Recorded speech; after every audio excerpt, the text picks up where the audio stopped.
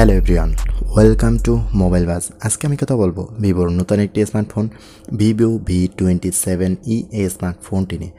Recently এই স্মার্টফোনটি launch করা হয় আর 10 তারিখ থেকে এই স্মার্টফোনটির সেল স্টার্ট হয়। আর এই স্মার্টফোনটি আসে বাংলাদেশ মার্কেটে একটি মাত্র ভেরিয়েন্টে 8GB 256GB স্টোরেজ ভেরিয়েন্টে। আর এই স্মার্টফোনটির দাম রাখা হয় 32,990 টাকা। 32,990 টাকা এই স্মার্টফোনটি আমাদেরকে কী কী অফার করছে এবং এই স্মার্টফোনটি আমাদের কাছে কতটা ভ্যালু ফর মানি পুরো ভিডিওতে সেটি নিয়ে আলোচনা করব। তাহলে ভিডিওটি শুরু করা যাক। আর আপনি যদি আমার চ্যানেলে নতুন হয়ে থাকেন তাহলে অবশ্যই চ্যানেলটিকে সাবস্ক্রাইব করে পাশে থাকবেন। আর যদি অলরেডি সাবস্ক্রাইব করে থাকেন তাহলে আপনাকে অসংখ্য ধন্যবাদ। ভিভো V27e এই স্মার্টফোনটি দুইটি কালারে পাওয়া যাবে, গ্লোরিয়াস ব্ল্যাক এবং লেভেন্ডারি পার্পল, এই দুইটি কালারে। ফোনটির ওয়েট 185 গ্রাম এবং ফোনটির থিকনেস 7.7 মিলিমিটার। প্রথমে যদি এই স্মার্টফোনটির আউটলুক নিয়ে কথা বলি তাহলে অসাধারণ ডিজাইনের সাথে এসেছে এই স্মার্টফোনটি। বেশ লাইট ওয়েট এবং স্লিম একটি স্মার্টফোন। অসাধারণ ক্যামেরা বাম্পের সাথে ওয়ারলাইট সহকারে বেশ সুন্দর একটি ক্যামেরা কাটআউট ব্যবহার করা হয়েছে এই স্মার্টফোনটির ব্যাক সাইডের ওয়ারলাইট বেশ সুন্দর। ক্যামেরা ওপেন করলে বেশ দেখতে সুন্দরই লাগে এই স্মার্টফোনটির ওয়ারলাইট। ওভারঅল ফোনটির ডিজাইনটি বেশ সুন্দরই থাকছে। এরপরে কথা বলবো ফোনটির ডিসপ্লে নিয়ে। এই ফোনটির ডিসপ্লেতে থাকছে 6.62 ইঞ্চির একটি ডট নচ অ্যামোলেড ডিসপ্লে, থাকছে 120Hz রিফ্রেশ রেট এবং 20:9 অ্যাসপেক্ট রেশিওর সাথে 398 ppi পিক্সেল ডেন্সিটি। আর ফোনটির ডিসপ্লে রেজলিউশন 1080x2400 পিক্সেল। তো ওভারঅল বেশ কোয়ালিটিফুল ডিসপ্লে থাকছে ফোনটিতে, বেশ সুন্দর এবং ব্রাইটফুল ডিসপ্লে ব্যবহার করা হয়েছে স্মার্টফোনটি। কালারের উপরে রয়েছে ব্রাইটনেস, ইনডোর আউটডোর ব্যবহার করতে বেশ সুন্দরই ব্যবহার করা যাবে স্মার্টফোনটি। আর ফোনটির ডিসপ্লে থাকছে আন্ডার ডিসপ্লে ফিঙ্গারপ্রিন্ট সেন্সর, যেটি বেশ ফাস্ট এবং অ্যাকুরেট। এরপরে আসি এই স্মার্টফোনটি পারফরমেন্স সেকশন। ফোনটি ফান্টাস ওয়াই 13 সাথে রান করবে অ্যান্ড্রয়েড 13।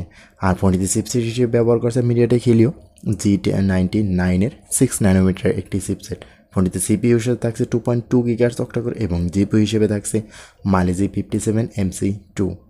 আর ফোনটিতে একটি মাত্র স্টোরেজ ভেরিয়েন্ট থাকছে, সেটি হচ্ছে 8GB 256GB। তো ওভার ফোনটির পারফরমেন্স সেকশন নিয়ে যদি কথা বলি, গেমিংয়ের ক্ষেত্রে মিড পারফরমেন্স, অর্থাৎ হেভি গেমিং করা যাবে না, যদিও মোটামুটি মানের গেমিং করার পসিবিলিটি থাকছে স্মার্টফোনটি দিয়ে।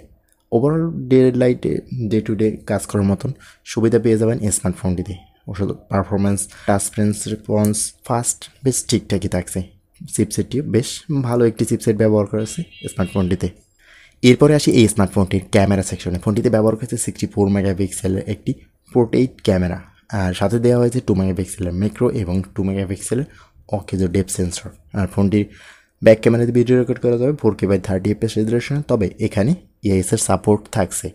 আর ফোনটি ফ্রন্ট ফেসিং ক্যামেরায় ব্যবহার করা হয়েছে 32 মেগাপিক্সেলের সেলফি ক্যামেরা। এখানে ভিডিও রেকর্ড করা যাবে 1080p/30fps রেজলিউশনে।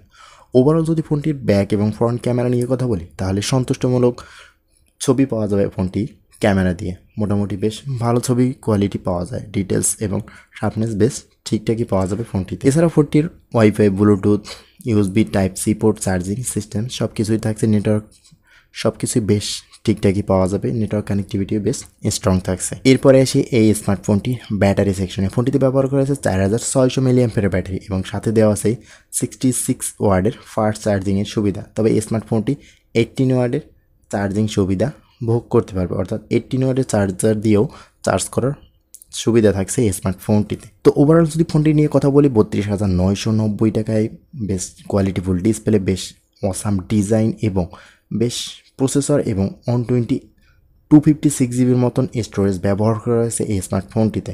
ভালো চার্জিং, সব কিছুই বেটার মনে হয়েছে আমার কাছে।